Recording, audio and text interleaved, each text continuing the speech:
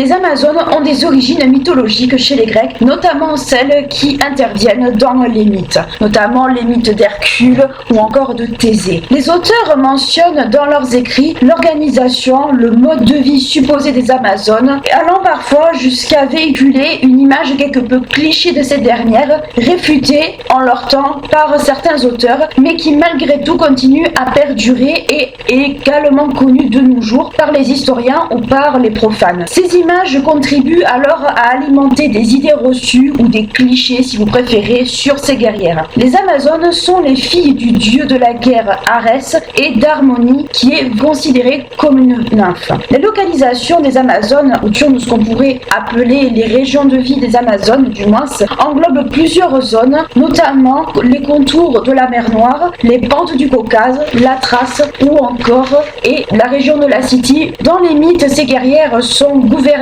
par une reine et, selon certains auteurs, détestent les hommes. On verra que c'est pas totalement vrai. Ce sont également ce que l'on peut voir comme étant des guerrières aguerries, montant à cheval, pratiquant l'arc, etc. Et dans la mythologie grecque, ces dernières sont en lien du moins avec des héros assez connus comme Hercule, Bélérophon ou encore Thésée, et elles ont joué également un rôle assez minime dans la guerre de Troie, qui est relatée bien sûr par Homère. En effet, dans son 9e travail commandé par Atmède et aussi dans un but de se purifier du crime qu'il avait commis, Hercule doit ramener la ceinture sacrée en or de la reine Hippolyte. Cette ceinture a été offerte à la reine par Arès, donc c'est un artefact sacré, donc c'est un objet sacré, mais Héra, pour se venger de Hercule et parce qu'elle a une haine farouche contre le héros, prend la forme d'une Amazone et persuade le héros d'enlever carrément Hippolyte, donc de la kidnapper. Un combat s'engage alors entre les guerrières et le héros. Malheureusement pour la reine, cette dernière est tuée par le fils de Zeus. Toutefois, il existe une petite variante à ce mythe, mais l'issue est quand même toujours la même, à savoir que Hercule arrive dans ce qu'on pourrait voir, alors selon les sources bien entendu, et ce qu'on pourrait qualifier comme étant la zone de la rivière de Thermodon en Turquie. Alors, il s'est marqué mineur, mais si on regarde une carte actuelle, c'est la Turquie. Et ce dernier réclame non pas une ceinture, comme c'est connu dans la plupart des ouvrages, mais un harnais, une espèce de harnais qui appartenait justement à la reine Hippolyte. Cela lui est refusé parce que les Amazones ne veulent pas se séparer de ce harnais et un affrontement éclate entre les Amazones et Hercule. Ce dernier reçoit plusieurs salves de combattantes. Ce dernier sort toujours victorieux de ces affrontements et parmi les combattantes justement qui sont allées l'affronter, on peut compter Eurybie et Phobé qui étaient deux compagnes d'Artémis. Il faut savoir que le culte d'Artémis était un culte, alors selon bien sûr les légendes et les sources bien entendu, du moins c'était de ce que nous fournissent les textes, les Amazones avaient pour principale divinité Artémis. Donc ça n'a rien d'étonnant que les compagnes d'Artémis soient là. Toutefois, il faut souligner quand même une différence par rapport à la version que je vous ai racontée précédemment, à savoir que ce n'est pas Hippolyte cette fois-ci qui est la reine des Amazones, mais Mélanippe qui la remplace. Donc la plupart du temps, on va retenir plus ou moins la première version, à savoir que c'est Hippolyte, la reine des Amazones, quand Hercule va justement accomplir son 9e travail, mais c'est une variante qui existe. Toutefois, après cet affrontement, la reine des Amazones, donc Mélanippe, perd sa liberté, puisque Hercule a vaincu les Amazones, que ce soit dans la première version ou dans la seconde, c'est la même chose, il réussit à les vaincre, et beaucoup d'entre elles sont capturées, et d'autres ont pu fuir. Celles qui ont été capturées, malheureusement, on peut supposer qu'elles ont été réduites en esclavage, vendues, on peut supposer, bon, après c'est un mythe, qu'on soit bien d'accord, mais on peut supposer, compte tenu de ce qu'on sait des Grecs et de leurs pratiques, et notamment l'une d'elles, Antiope, est capturée par Hercule et offerte à Thésée à Athènes. Donc qu'est-ce qu'on peut en conclure, c'est que au niveau des mythes, ne serait-ce que de celui-là avec Hercule, on voit qu'il y a plusieurs versions d'une même histoire, mais ce n'est pas la première fois que ça arrive. Nous l'avons déjà vu par rapport à d'autres mythes, que souvent, pour une même finalité, il va y avoir plusieurs versions des événements. Thésée, justement, a eu droit à son affrontement avec les Amazones. En effet, suite à l'enlèvement d'Antiope, il va y avoir plusieurs informations, plusieurs, on va dire, versions également. Dans la version où cette dernière est capturée par Héraclès et offerte à Thésée, Thésée va avoir droit à un affrontement entre les Amazones et lui, mais il va sortir victorieux. Et dans une autre version, c'est Thésée lui-même qui va enlever Antiope.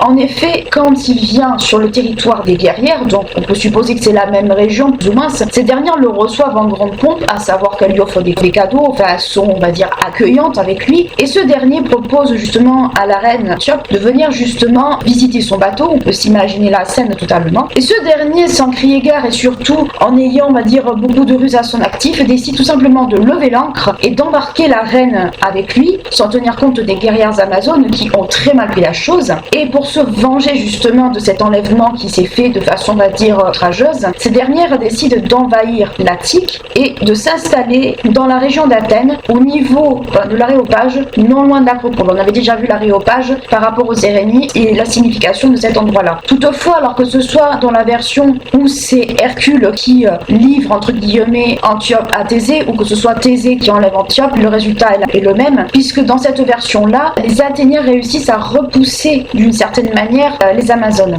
Et dans tous les cas de figure, elles sont totalement coriaces. Même si leur présence est attestée, du moins dans les textes avant la période homérique, Homère, dans son œuvre l'Iliade, va quand même évoquer les Amazones dans le fameux épisode de la guerre de Troie. En effet, après la mort d'Hector, un contingent de guerrières amazones va participer à la guerre de Troie à la demande de Priam, qui est un peu pris à la gorge et qui cherche des renforts un peu partout. Les Amazones vont combattre donc auprès des Troyens et elles vont être sous le commandement de la reine Penthésilée. Cette dernière meurt sous les coups de Achille, qui va en tomber amoureux au moment où il la tue. C'est quand même relativement assez particulier. Quant à Bellérophon, on n'a pas forcément beaucoup d'informations, à part le fait que lui aussi il affronte les Amazones, mais concrètement, j'ai pas réussi à trouver des détails plus significatifs que ça. Mais globalement, lui aussi a son compte d'affrontement avec les Amazones. En plus des héros, les Amazones affrontent également par moments certains dieux, et notamment Dionysos. En effet, sur le chemin de retour de ses pérégrinations, vous savez, on avait déjà vu que Dionysos avait fait bon gros voyage tout autour de la Méditerranée jusqu'aux Indes, où il est considéré comme une divinité fondatrice. Mais là, à son retour des Indes, Dionysos va affronter les guerriers. Voulant échapper aux dieux, les Amazones vont se diriger vers Samos et elles vont essayer de lui échapper autant qu'elles le peuvent. Ces dernières parviennent à se réfugier dans le temple d'Artémis, là où le dieu ne peut pas les atteindre. Les affrontements dans les temples sont quand même relativement proscrits, au même titre que beaucoup d'autres choses. Dans les représentations des Amazones, ces dernières sont représentées comme étant des femmes à cheval, vêtues de pantalons ou de robes, on va dire courtes, taille haute, un peu à l'image d'Artémis, assez pratique pour se déplacer, armées de haches de guerre, de lances ou encore d'arcs. Une idée reçue concerne le fait qu'elles se mutilent ou se brûlent ou se compriment un sein dans le but d'être meilleures au tir à l'arc. Cette idée reçue voit le jour 2500 avant Jésus-Christ et c'est un historien qui va mettre ça en avant, notamment un historien grec, Hélanikos, en 490 avant Jésus-Christ. Donc on voit que ça n'est pas sorti de nulle part, c'est un historien grec qui va justement poser les bases de ces fameuses idées reçues par rapport à ça. Cela est probablement dû au fait que le terme mazone, mazonée, peu importe en grec, veut dire celles qui n'ont pas de sein. Or, on voit dans les représentations des Amazones que cela n'est absolument pas le cas, puisque l'art grec lui-même montre que les Amazones avaient une poitrine intacte. Donc, c'est une idée reçue qui n'est pas forcément une idée vraie, et cette idée reçue va être relativement balayée et réfutée par les contemporains justement de l'historien. Donc, ça fait partie de ces idées reçues qui ont déjà été réfutées à l'époque de l'historien, mais qui continuent plus ou moins à être véhiculées un peu partout et qui continuent à être connues encore de nos jours. Donc on voit que les idées reçues, ça date pas de maintenant. Concernant aussi les historiens, ou du moins les sources montrent que les Amazones avaient des tendances à vénérer soit Arès, soit Artémis, voire les deux, et par moments Athéna. En plus des localisations qu'on a évoquées précédemment, qui sont des localisations que l'archéologie et que les sources nous fournissent aussi, il y a d'autres hypothèses que les historiens et les sources mettent en œuvre, et les auteurs également, à savoir que pour cette fameuse zone Thermondon, les Amazones auraient plus ou moins construit une ville qu'elles auraient appelée Thémiskir. Ça devrait vous rappeler un petit peu quelque chose, puisque dans la culture populaire, c'est Thémiskira, mais là, pour le coup, c'est Thémiskir, et on le retrouve de temps en temps. Mais également d'autres villes que l'on connaît du moins, Mytilène, que l'on trouve sur l'île de Lesbos, Cyrène, Éphèse ou encore Smyrne. Alors ça, c'est des hypothèses, mais globalement, c'est ce qu'on suppose également. Et selon, toujours pareil, ces auteurs et ces sources qu'on peut trouver, il y aurait 3 types d'Amazones, ou du moins 3 tribus d'Amazones. Les Amazones de Thémiskir, les Amazones de Lycaste et les Amazones de Cadécie. Alors prenez ça toujours avec beaucoup de pincettes, parce que ce sont très certainement des auteurs qui ont voulu encore plus, on va dire, donner de légitimité aux Amazones, ce qui n'est pas forcément faux, mais il faut savoir que ça peut être aussi basé sur les différents types d'Amazones qui sont connus à l'époque et dont plus ou moins on essaie d'appliquer une localisation. On peut tout aussi bien voir ça comme étant ainsi. Une autre idée reçue qui est diffusée dans l'Antiquité grecque, du moins par les Grecs antiques, mythologique, c'est le fait que les Amazones détestent les hommes et les condamnent soit à la mutilation ou aux travaux dégradants, voire serviles, et qu'elles détestent ou du moins qu'elles délaissent plus ou moins leurs enfants mâles, du moins qu'elles les renient. Les historiens archéologues montrent très clairement que ce n'était pas du tout le cas, mais globalement, il est montré que ce n'était pas du tout le cas, que ce qu'on qualifiait d'Amazone, très clairement, élevait les garçons au même rang que les filles, voire sur un même pied d'égalité. Donc on voit très bien que déjà, ne serait-ce qu'avec ces deux idées reçues, on charge énormément l'image des Amazones, quelque part un peu d'aspects négatifs et d'aspects négatifs qui ne sont pas toujours justifiés, puisque les Grecs eux-mêmes avaient peur de l'indépendance des femmes, puisque les Amazones sont des femmes indépendantes, des femmes qui n'ont pas besoin des hommes, et c'était quelque chose qui faisait peur aux Grecs, puisque si les femmes devenaient indépendantes et n'avaient nullement besoin des hommes, que ces derniers allaient devenir. C'est un petit peu ça qui faisait que les Amazones représentent un peu cette espèce d'inversement de l'ordre établi chez les Grecs, et c'est ce qui fait que ça ne plaisait pas forcément, et que l'on dresse un peu quelque part un espèce de portrait noir de ces femmes qui étaient assez indépendantes et qui vivaient sur un même pied d'égalité que les hommes. Donc quelque part, le fait est que dans la société grecque, il faut comprendre une chose, c'est que la femme n'avait pas du tout un rang égalitaire par rapport aux hommes. Les femmes dans l'Antiquité grecque, et je vais le répéter assez souvent durant beaucoup d'épisodes, elles n'étaient pas considérées comme des citoyens, mais elles étaient considérées plutôt comme des non-citoyens, puisqu'elles ne votaient pas, elles ne participaient pas à la vie de la cité, elles étaient tout simplement cantonnées à la maison, à l'élevage des enfants, à la gestion du foyer, mais elles ne faisaient rien de plus. Elles n'avaient pas de place à proprement parler, elles ne se battaient pas, elles n'avaient pas d'éducation militaire, à part à Sparte bien sûr, qui est une exception, mais si on prend le cas de Athènes, c'était totalement le cas. Les Amazones représentent également, comme je vous le dis, cette espèce d'inversement de l'ordre établi de la société grecque de façon générale, puisque elles se battent au même titre que les hommes, elles se battent même aussi bien qu'eux, et c'est ce qui fait que ça les effraie. Donc il faut voir justement cette figure de l'Amazone comme une espèce de figure de volonté de donner de l'indépendance aux femmes. Alors je mets ces termes-là avec des très très gros guillemets, des supra gros guillemets même, mais il faut voir que c'est une espèce de matérialisation peut-être aussi d'une société différente par rapport à ce que les Grecs connaissent. Même si les Amazones sont connues de tous, notamment bien avant l'époque homérique, comme nous l'avons déjà dit, l'art et la littérature nous renseignent davantage sur ce que pouvaient être les Amazones, et ces derniers soulignent la beauté de ces dernières, mais également leur vaillance, et ils les représentent la plupart du temps en armes et dans des positions des plus ou moins menaçantes, voire dangereuses. Au fil du temps, les représentations des Amazones deviennent de plus en plus populaires, et on les retrouve sur différents objets qui dépendent tant du cercle privé, des poteries ou ce genre de choses, comme pour un usage beaucoup plus public, où elles vont être représentées dans des temples, dans des monuments, etc. etc. Toutefois, beaucoup dans l'imaginaire collectif de cette époque, ces dernières étaient un peu mises au même rang que des créatures mythologiques comme l'hydre de Lerne ou le dragon Ladon, ce genre de choses. Donc on voit très bien que même si elles bénéficiaient d'une certaine forme, on va dire, de représentation, d'identification, il n'en restait pas moins qu'on préférait en faire des créatures de légende plutôt que de se dire que c'était probablement une réalité. Les sources montrent que les Amazones vivaient sans loi, alors c'est les sources, les textes qui nous disent ça, sans loi particulière, et ne vivaient que pour le combat et le massacre, du moins le carnage. Alors à l'image un peu peut-être de l'idée qu'on se fait de Arès, qui était le dieu de la guerre non raisonnée, contrairement à Athéna, mais on peut supposer qu'on voulait donner ce caractère un peu infernal aux Amazones pour en faire des entités assez barbares peut-être, voire assez féroces. Les petites filles Amazones apprennent très tôt l'art de la guerre, le maniement des armes et à monter à cheval. Les garçons, quant à eux, je vous l'ai déjà dit, avaient un sort beaucoup moins enviable parce que soit ils mouraient, soit ils étaient mutilés, ou dans le meilleur des cas, ils étaient rendus à leur père. Donc comme je vous l'ai dit, les enfants mâles n'avaient pas forcément, on va dire, un destin enviable, de même que les hommes qui vivaient avec les Amazones, mais ça c'est dans l'imaginaire collectif des Grecs. Par rapport à la maternité, certains spécialistes, et ça a été contredit bien après, ont mis en avant le fait que les Amazones préféraient les champs de guerre, donc le caractère plutôt combattant, militaire, à leur rôle de mère. Alors c'était des sociétés antiques, il ne faut pas oublier que le rôle d'une femme c'était avant tout d'avoir des enfants. Or l'archéologie montre très bien que dans les tombeaux qui ont été découverts, dans les sépultures, il y avait des guerrières sur plusieurs générations, donc on voit très bien que ces femmes ne renonçaient pas au fait d'être mères. Au contraire, il y avait des combattantes qui combattaient depuis plusieurs générations. Vous imaginez que dans une même tombe, il devait y avoir la mère et les enfants justement enterrés ensemble, et peut-être au-delà de la mère et les enfants. Les auteurs grecs mentionnent également le fait que les mères nourrissaient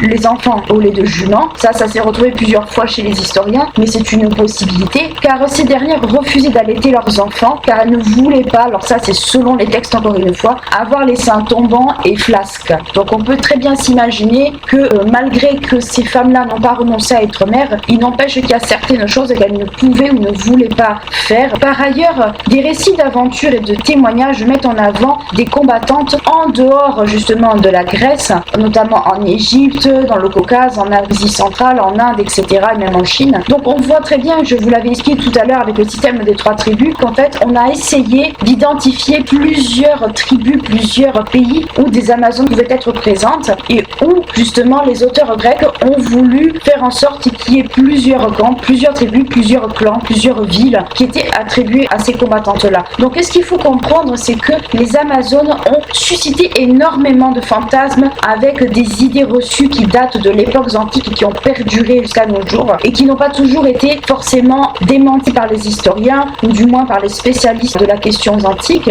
et qui ont encore perduré. Mais l'archéologie, nous allons le voir, va nous montrer que les Amazones ont bien et bien existé, ou du moins la figure qui pourrait se rapprocher des Amazones représentées dans les écrits grecs, mais avec beaucoup de nuances, beaucoup de subtilité, et dont on va dire l'image un peu de ces femmes barbares qui ne supportaient pas les hommes, qui supportaient pas ne serait-ce que la jante masculine, était quelque peu exagérée, et voire c'est ce qui a alimenté peut-être un cliché. Comme je vous l'ai dit, il ne faut pas oublier que pour les Grecs, le fait qu'une femme soit indépendante et forte mentalement, aussi forte qu'un homme, puisque Homère lui-même qualifie les Amazones de égales des hommes, ce qui n'est pas sans rien, montre à quel point c'était quelque chose qui était totalement possible et que cela faisait peut-être peur aussi à la société grecque de l'époque, car il faut bien comprendre une chose, c'est que la société grecque de l'époque, c'est quelque chose qui était quasi inimaginable.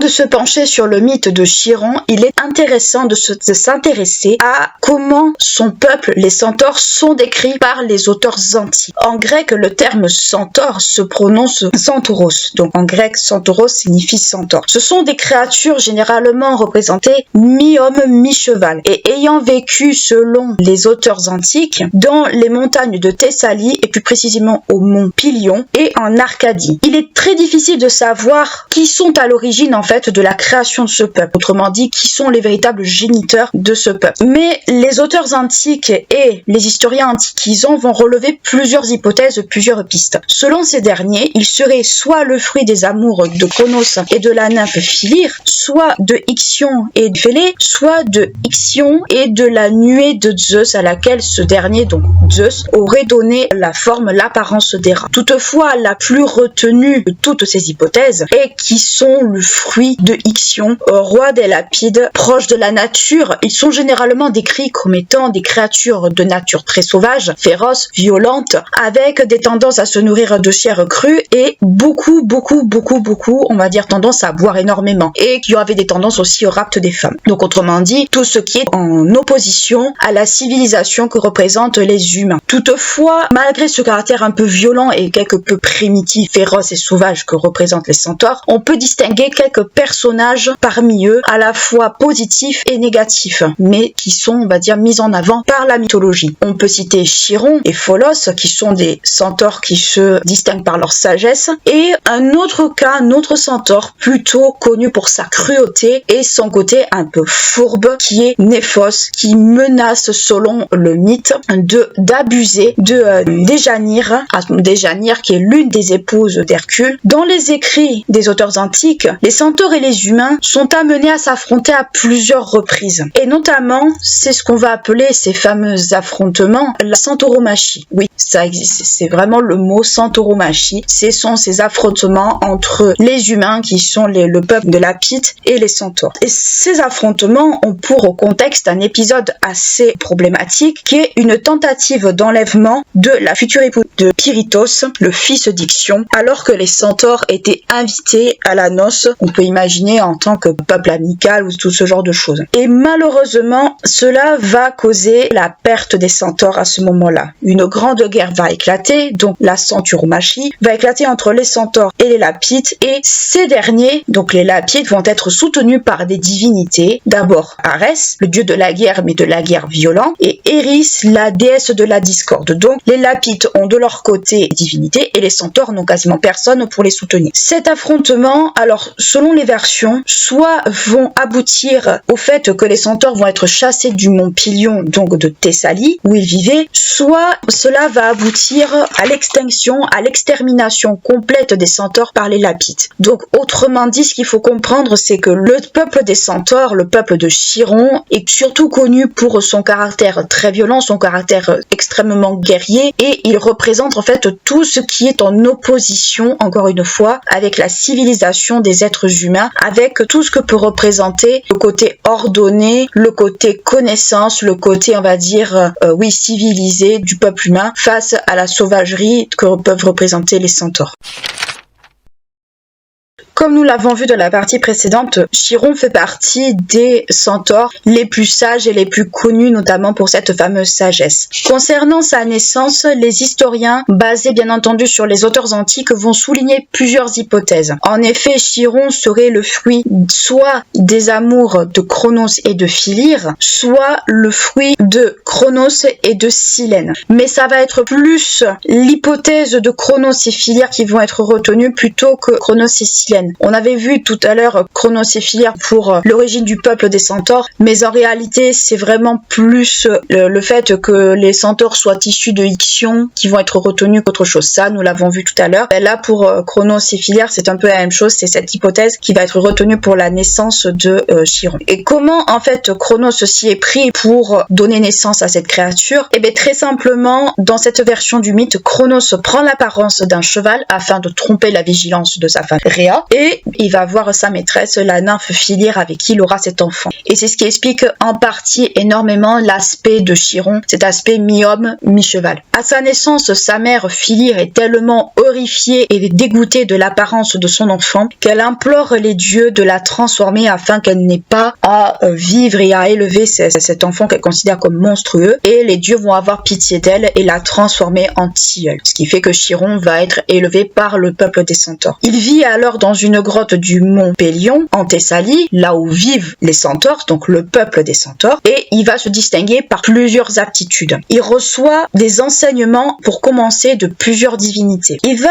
recevoir d'Apollon les sciences, et notamment la médecine, ou encore il va apprendre à tirer à l'arc. Alors pourquoi la médecine? Je vais faire une petite aparté. Apollon est connu certes pour être le dieu de la vengeance, mais c'est aussi le dieu de la guérison également. Là, il va la médecine à Chiron. Et avec Artémis, il va apprendre tout ce qui est autour de la chasse, tout ce qui est autour du monde forestier, de façon générale. Donc il va, en plus de cette grande sagesse qu'il va acquérir au fil du temps, il va bénéficier également de l'enseignement de divinités phares dans le panthéon grec. Avec cela, il a quand même la réputation d'avoir été le conseiller et l'éducateur et le formateur surtout de certaines divinités du moins, mais aussi de bon nombre de héros, de demi-dieux, on appelle ça comme on veut. Et parmi les divinités qu'on peut citer, nous avons Asclépios et de ses fils Macéon et Podalire, donc 3 divinités en lien avec la médecine, donc en lien avec Chiron et donc en lien de façon directe avec Apollon. Et parmi les héros qu'on peut citer, on peut citer Hercule, bien entendu, et on peut citer Achille, on peut citer Jason, etc., etc. À ces jeunes gens, il va enseigner d'abord la médecine, comme on peut prendre Asclépios en divinité, mais surtout à Achille. Et si on regarde beaucoup de représentations de Chiron, c'est très souvent Achille qui figure pour illustrer les élèves. On peut supposer que Achille était peut-être ce qui se rapprochait le plus de la figure de Chiron à ce moment-là. Mais il va leur donner une éducation beaucoup plus poussée, notamment il va les former à la chasse pour qu'ils puissent se débrouiller, puisque ce sont des héros qui vont accomplir des quêtes. Et on le voit tout au long de la mythologie, ce sont principalement des héros qui vont accomplir des quêtes, notamment ce sont des héros qui sont en lien avec des monstres mythologiques, ce sont des héros tueurs de monstres, mais aussi il va leur inculquer une certaine formation plutôt morale, tout ce qui va être en rapport avec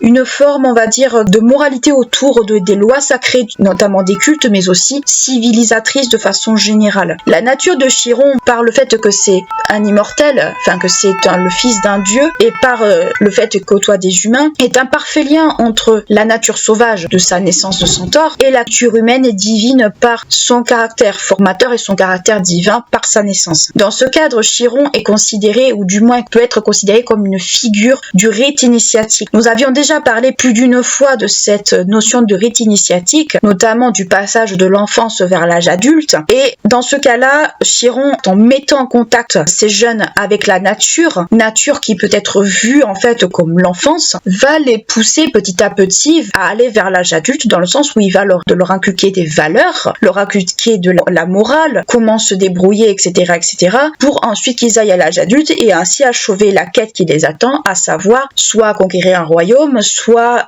exterminer des monstres ou tout ce genre de choses. Donc il va avoir un lien, une fonction plutôt d'accompagnateur justement de ce moment qu'est l'enfance et qui est caractérisé par le côté nature, férocité, etc., et le côté civilisation que va représenter l'âge adulte avec la sagesse d'un adulte, la maturité d'un adulte. Donc il va avoir un peu ce lien d'accompagnateur tout en gardant certainement une forme de retrait, car accompagner ne veut pas dire faire à sa place, nous sommes bien d'accord. Ce rôle justement de conseiller, d'éducateur et d'initiateur en fait est souligné par bon nombre d'auteurs antiques, et parmi eux on peut en citer quelques-uns car ces derniers vont les souligner dans leurs œuvres. On peut citer Xénophon qui va en parler justement, qui va y faire allusion dans son œuvre La Cynégétique, et dans laquelle on va retrouver dès le début de l'œuvre la liste de ses élèves. Et chez Pentare, dans les Odes et plus précisément dans le 9e Pitique, on va retrouver plutôt la notion, alors une notion peut-être beaucoup moins connue surtout, une notion qui va avoir un lien entre le caractère divin de Chiron et le monde des humains, dans le sens où on va attribuer à Chiron des pouvoirs prophétiques et oraculaires. Donc plus en lien en fait de la Pythie, donc plus en lien avec tout ce qui va être de l'ordre d'un oracle comme on pourrait le voir à Delphes.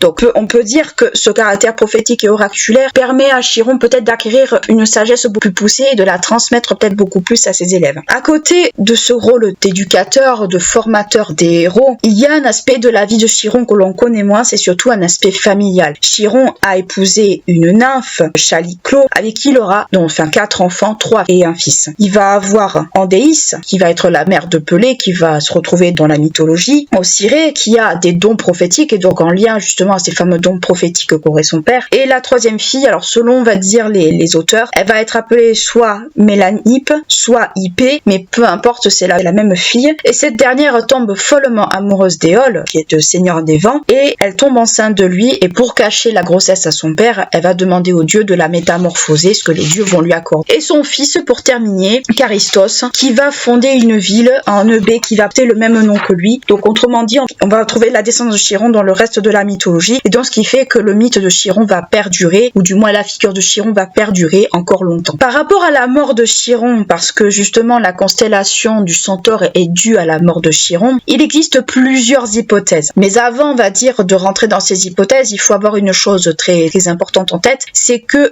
Chiron est un immortel, puisqu'il est né de 2 divinités. Une nymphe est une divinité secondaire, mais elle en est une, et de Chronos, il a un caractère immortel. Il va y renoncer, il va s'en défaire pour l'accorder à Prométhée, mais sachez que Prométhée n'était pas immortel à la base, il était mortel. Selon la première version de la mort de Chiron, il aurait perdu la vie au moment d'affrontement entre Hercule et les centaures. Alors que ce dernier prodiguait des soins, car Chiron a une connaissance médicale, il est touché par une flèche empoisonnée d'Hercule. Alors ces flèches empoisonnées, on va les retrouver dans les 2 versions, ce sont des flèches empoisonnées du sang de l'hydre de Lerne, et qui sont, on va dire, un poison dont on ne guérit pas. L'issue, c'est la mort. Dans une autre version, et c'est celle qui sera le plus retenue, c'est qu'il s'agit tout simplement d'un banal accident. En effet, lors d'une simple visite d'Héraclès à Chiron, ce dernier a maladroitement touché Chiron avec une de ses flèches, ces fameuses flèches empoisonnées. Il le blesse et malheureusement Chiron ne guérit pas malgré tous les soins qu'on peut lui attribuer. Il ne guérit pas, il souffre beaucoup. Et pour mettre fin à ses souffrances, puisqu'il est immortel, il ne peut pas mourir, ce qu'il va faire, c'est qu'il va, au moment de cette fameuse mort, accorder ce fameux transfert d'immortalité de Chiron à Prométhée. Il va accorder son immortalité à Prométhée qui en a plus besoin. Et c'est à ce moment-là que Chiron meurt. Reconnaissant la valeur du centaure et tout le bien qu'il a fait autour de lui, Zeus décide de le placer dans le ciel, donc dans les étoiles, et il va former ainsi, Chiron, cette fameuse constellation du centaure que l'on peut observer soit avec une lunette astronomique, soit sur des cartes du ciel. grec, le terme moire se dit moirai. Ce sont des divinités liées au destin, pour ne pas dire qu'elles sont elles-mêmes le destin d'une certaine manière. Les origines des moires sont assez floues. En effet, plusieurs auteurs donnent différentes versions des moires, du moins de leurs origines. Dans la Théogonie d'Hésiode, qui est l'une des sources les plus prisées en tout ce qui concerne la mythologie grecque, et notamment autour des divinités grecques, ce dernier donne deux pistes sur les potentiels parents, entre guillemets, des moires. Dans un premier temps, elles sont considérées comme étant les filles de Nyx, la nuit, et par conséquent les sœurs des Hespérides, qui sont des nymphes de la nature, et des Kérès, qui sont des entités divines présentes essentiellement sur des champs de bataille et assez féroces. Dans un deuxième temps, Hésiode leur donne pour parents Zeus et la titanide Thémis, donc la justice, faisant d'elles alors les sœurs des Heures, qui sont des divinités en lien avec l'ordre établi, la justice, la paix dans un premier temps, puis elles deviennent des divinités liées plus à chaque moment de la journée chez les humains. Donc la fonction des heures évolue au fil du temps. Dans la théogonie d'Orphée, théogonie à mettre entre guillemets d'Orphée, ce dernier en fait les filles d'Ouranos et de Gaïa. Donc on les place au même niveau à peu près que les enfants de Gaïa nés de cette dernière avec Ouranos. Toutefois, elles sont également considérées par Orphée, du moins par la théogonie que fournit Orphée, comme étant les filles de Cronos. Donc on sait pas trop exactement quels sont les parents à ce moment-là des moires. Mais parmi toutes ces hypothèses, on peut voir quand même une évolution de ces divinités et une évolution qui va les rattacher, pour ainsi dire, aux divinités principales, pour ne pas dire les plus puissantes de la religion grecque. Donc on cherche vraiment à les relier à des divinités relativement puissantes et relativement importantes justement de cette religion. Toutefois, parmi toutes ces versions qui nous sont données, la plupart du temps, c'est la deuxième version fournie par Hésiode, donc du fait que les moires sont les filles de Thémis et de Zeus, qui est le plus souvent retenue, pour ne pas dire que c'est l'une des rares hypothèses retenues, mais certains historiens retiennent quand même la première version, qui est qu'elles seraient potentiellement les filles de Nyx. Il faut savoir que Nyx, dans la croyance grecque, est tout aussi redoutée que d'autres grandes divinités, pour ne pas dire que même Zeus peut la redouter. Donc ça montre à quel point il y a des divinités au-dessus des puissants dieux de l'Olympe. Les moires sont au nombre de 3. On a Clotos, celle qui tire le fil du destin, notamment chez les humains. On a la Chésis, celle qui enroule le fil du destin, et Atropos, celle qui coupe le fil de la vie, donc naissance, vie et mort, si on veut résumer ça. Ces données font que les moires s'imposent relativement facilement face aux Olympiens, car les Olympiens sont eux-mêmes soumis à ces dernières. Donc cela montre que les moires sont quand même bien plus puissantes que les Olympiens eux-mêmes. Il n'existe pas de mythe à proprement parler pour les moires, comme c'est le cas pour Athéna, pour Zeus ou pour Adonis ou pour Asclépios. Il n'existe pas en fait de mythe à proprement parler ou qui leur sont propres, comme pour la plupart des divinités grecques et des créatures mythologiques. Mais en revanche, on peut souligner leur présence dans quelques épisodes liés justement aux dieux olympiens, notamment, ou encore à certains mortels de façon assez indirecte. En effet, on peut souligner leur présence au moment de l'affrontement entre Zeus et Typhon. Typhon, cette espèce de créature féroce qui pouvait tenir tête aux Olympiens de façon assez problématique. Et les moires vont intervenir d'une certaine manière dans ce combat, notamment en suggérant à Typhon de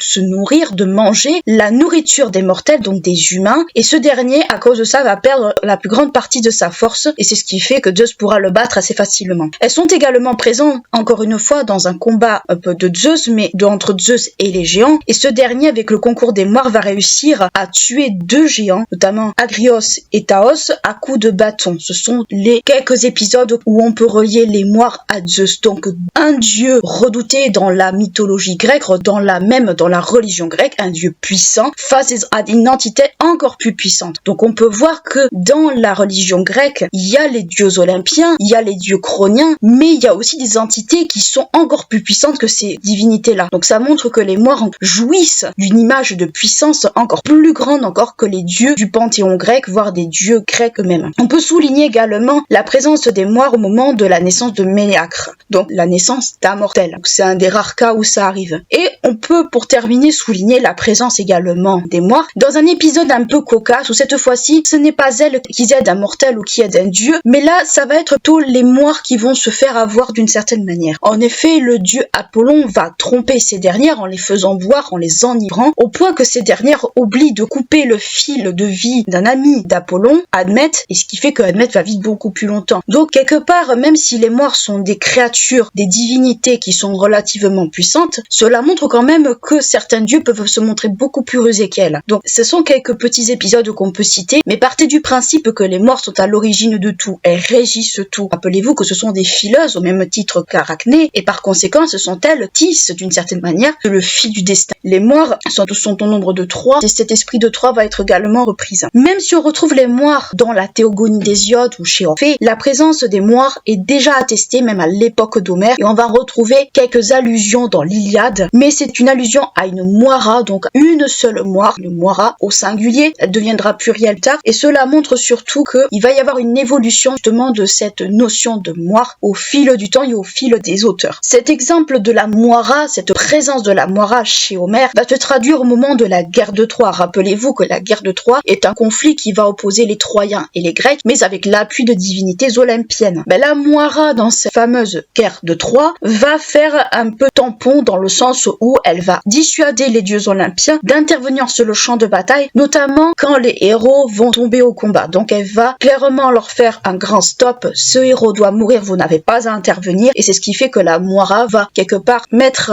une barrière entre ce que les dieux aimeraient faire et ce qui est possible de faire. Probablement d'origine orientale, donc les moires, l'idée de moire ou du moins ce que les moires représentent peuvent être dues à des origines autres que des origines grecques. Les moires sont alors associées principalement au cycle de la vie, de la naissance à la mort, à la notion de destin. Prenez l'exemple en fait, si vous voulez vous rappeler de l'idée des moires, de cette fameuse phrase qu'on nous a appris quand on était tout petit. Au lever du soleil, il marche à 4 pattes, à son apogée, il est sur 2 pattes et au coucher à 3 pattes. Partez du principe que ça représente un petit peu cette expression qui est au lever, c'est un bébé, donc 4 pattes, à son apogée, donc à midi, il est sur 2 pattes, donc il est adulte et tout ce qui va avec, et au coucher, il est sur 3 pattes, il devient vieux et il meurt. Partez du principe que ça veut dire exactement ça. Si vous voulez raccourcir un peu la signification des moires, rappelez-vous un peu cette idée mémotechnique justement de ce qu'on nous a appris, et justement c'est par rapport au cycle de la vie. Si vous voulez vous le résumer, résumez-le exactement de cette manière, c'est beaucoup plus simple. Pour en revenir aux moires, ces dernières suscitent un sentiment assez contradictoire chez les Grecs, car elles suscitent tant la fascination et l'admiration, pour pas dire un peu une forme d'amour, que de crainte, de dégoût, de détestation. Donc ça prouve que les moires sont associées petit à petit à la fatalité et au cycle de la vie, du moins ce que la vie réserve à la part des gens. Cette notion de fileuse du destin, parce que les moires sont des fileuses, est également présente chez les Romains. Rappelez-vous que les Romains ont pris également beaucoup de divinités à droite ou à gauche. Chez les Grecs, c'est chez les Égyptiens. Donc globalement, c'est chez ces deux civilisations principales qu'on peut retrouver certaines amalgames de divinités, voire certaines divinités présentes. Et les moires en font partie. Mais elles ne sont pas appelées les moires, elles sont appelées les parques. Vous allez retrouver souvent le mot parc à la place de moire, mais partez du principe que c'est exactement la même chose, sauf que d'un côté c'est les Grecs et de l'autre côté c'est chez les Romains. Chez les Romains, les parques sont également au nombre de 3, comme chez les Grecs. Elles se nomment Nona, Decima et Morta. Elles sont également associées, mais de façon peut-être plus distincte que chez les Grecs, à la naissance, au mariage et à la mort des humains. Donc autrement dit, chez les Grecs, les moires ont des fonctions assez précises, notamment pour la vie et la mort, mais pour la dernière, pas trop où elle se situe, on sait pas trop ce qu'elle représente. On peut supposer qu'elle représente un peu le fil de la vie, tout ce qui constitue la vie,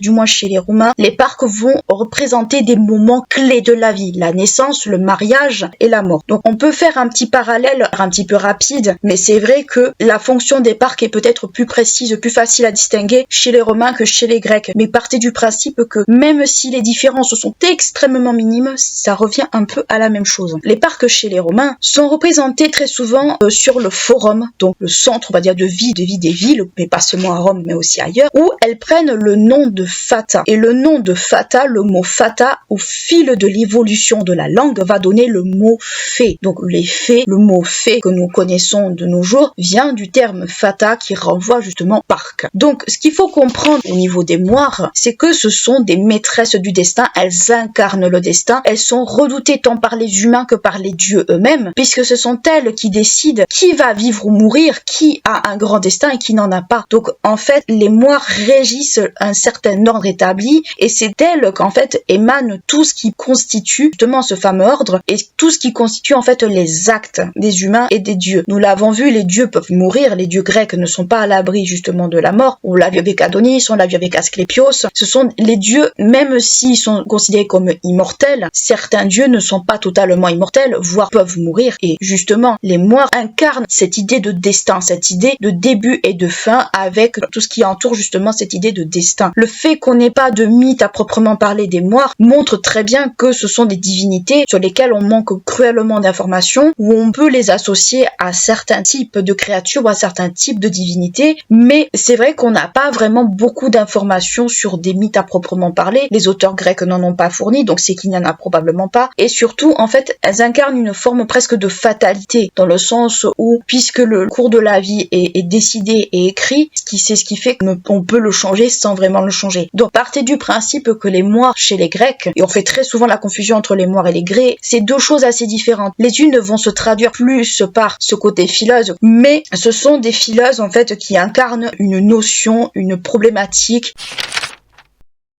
Charon est le fils de Nyx la nuit et d'Éreb les ténèbres ou l'obscurité. Avec sa parenté avec Nyx, Charon est parent dans ce cas-là de Thanatos, enfin il est frère entre guillemets avec Thanatos, l'incarnation de la mort, ou encore d'Ipsos, qui est l'incarnation du sommeil. C'est deux exemples parmi tant d'autres, mais sachez qu'on peut le relier justement à toute la fratrie que Nyx a mis au monde, soit seul, soit avec le concours d'un époux. Charon n'a pas d'épouse connue, ni même d'enfant. Dans les représentations de ce dernier, Charon est dépeint comme un homme âgé, ou voire même un vieillard, très laid, morose, sinistre, un peu acariâtre sur les bords, barbu et vêtu de haillons. Dans le monde souterrain de Hadès, le dieu des enfers, Charon est le nocher, ou si vous préférez, celui qui conduit une embarcation, et dans ce cas-là, c'est une barque, et avec cette barque, il fait traverser aux âmes ayant reçu une sépulture correcte, l'Achéron, le Styx, ou encore les autres fleuves du royaume de Hadès. Et cela n'est possible qu'à une seule condition, c'est que ces dernières, donc les âmes des défunts, paient leur passage. En effet, au moment de l'embaumement ou au moment des rites funéraires grecs, on place dans la bouche des défunts ce qu'on va qualifier de obol, c'est une petite pièce de monnaie qui, dans l'idéal, leur permet de payer leur passage, justement, permet de payer Charon. Cela est possible également car dans les rites funéraires, du moins dans certains rites funéraires pour la majorité, pour ne pas dire, notamment chez les Achéens, on brûlait les morts sur des bûchers. Si vous voulez vous donner une idée, prenez l'exemple de quand dans Game of Thrones ou dans House of the Dragons, quand les morts sont brûlés justement sur les bûchers. C'est un peu le même principe, même si l'idée est un peu différente. Toutefois, il refuse justement le passage à certains types d'âmes, et notamment celles qui n'ont pas reçu de sépulture adéquat, c'est-à-dire celles qui n'ont pas reçu les rites funéraires, qui n'ont pas reçu un certain nombre de choses, qui fait que les corps qui sont laissés à l'abandon n'ont pas le droit justement de passer par la case Charon dans le monde souterrain. Et si vous voulez vous figurer cette idée, vous prenez par exemple la pièce d'Antigone de Jean Anouilh, ou même la pièce originale qui justement tourne autour justement de cette idée de sépulture non rendue à deux personnages de la pièce. Si on regarde les sources ou du moins les textes que l'on connaît, Charon est majoritairement absent des textes les plus anciens et notamment des textes homériques, donc les textes homériques sur lesquels on se base très souvent, le plus souvent pour ne pas dire par rapport à la mythologie, mais ça reste un personnage assez connu, notamment dans le théâtre, donc on peut supposer que c'est un personnage qui est relativement jeune, relativement récent, et c'est le cas notamment dans le théâtre athénien, ce qui montre que dans une certaine mesure c'est un personnage qui est récent, qui est assez populaire, mais qui n'a pas une ancienneté aussi marquée que d'autres personnages de la mythologie, mais que c'est un personnage qui a été introduit relativement tardivement, où la création du personnage date de bien après les textes homériques, bien après la théogonie, etc., etc. Toutefois, Charon apparaît principalement, ou du moins c'est le texte qu'on lui connaît le plus, dans l'Énéide de Virgile, où ce dernier va avoir plus ou moins une certaine place, à savoir qu'on va le retrouver justement dans ces textes, car ce sont des textes qui relatent la descente de Énée dans les enfers afin que ce dernier rencontre son père. Donc ça va être le texte le plus emblématique qu'on va accorder à Charon, même s'il y en a bien d'autres, mais à l'époque de l'Antiquité, ça va être ce texte-là. Alors Virgile, c'est plus chez les Romains que chez les Grecs, mais on va le retrouver justement qu'à partir de ce moment-là, ou du moins ça va être le texte qu'on va lui associer le plus. En dehors de Grèce, Charon se retrouve également chez les Étrusques, où il est représenté cette fois-ci avec des ailes et un maillet. Et ça devrait vous faire écho justement avec une certaine représentation qui nous est maintenant très familière, à savoir que bien plus tard, ce dernier va garder ses fameuses ailes et on va lui attribuer à Charon une image d'ange de la mort, éclipsant ainsi Thanatos, qui est la représentation de la mort chez les Grecs en eux-mêmes, et où il va être connu cette fois-ci, Charon, sous des noms de Charos ou de Charontas. Donc, ce qu'il faut comprendre en fait dans tout ce que je viens de vous raconter par rapport à Charon, c'est que d'abord, ce n'est pas une création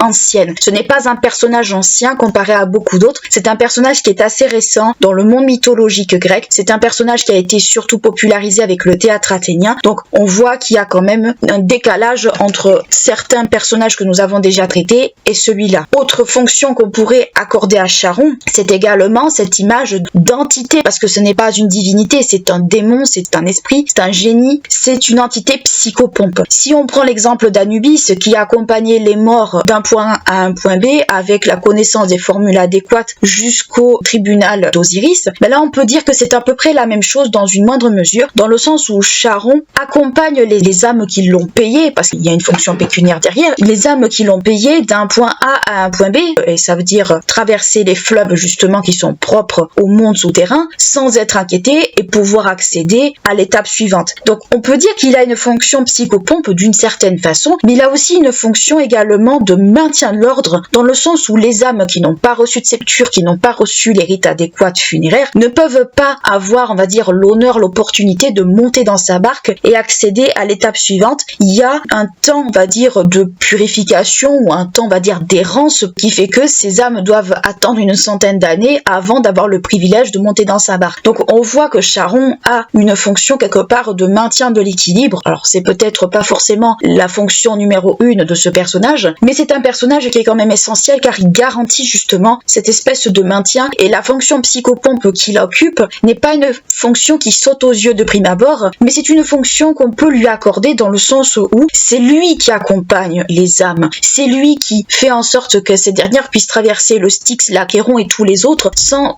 trop de problèmes pour accéder à l'étape suivante dans le monde de Hadès. Donc on voit qu'il a quand même une fonction qui est assez importante, si je peux dire ça ainsi, et les sources, c'est vrai, ne nous renseignent pas énormément sur la fonction de Charon. On sait simplement que c'est un personnage qui est assez sinistre, assez antipathique, si on peut, on va dire, le caractériser ainsi, mais il a une fonction importante quand même, et c'est cette fonction qu'il faut bien avoir en tête quand on pense à Charon et à cette image de barque. Et cette image de barque, elle se retrouve beaucoup chez les Égyptiens, mais là on la retrouve aussi. Donc on voit qu'il y a, on va dire, un caractère essentiel de Charon, justement, dans cet univers du monde souterrain de Hadès, et cet univers qui est à la fois très sombre, très complexe, mais où un certain maintien de l'ordre est nécessaire.